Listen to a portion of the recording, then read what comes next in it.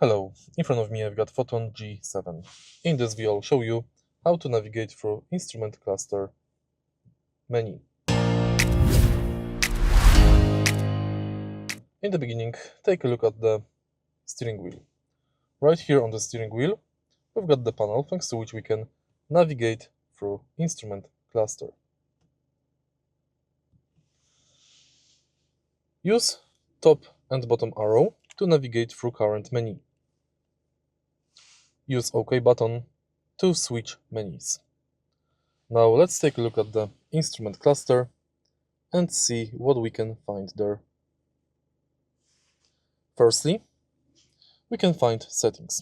In settings, we can manage brightness settings, subtotal kilometer cleaning, software version, unit settings, and overspeed alarm, and more.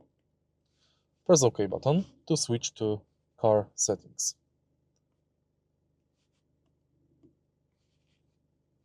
Here we can find onboard computer,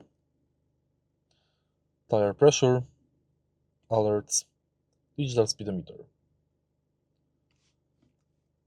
Next we can find radio menu and more car alerts. And that's basically it. If you found this video helpful, please leave like, comment and subscribe.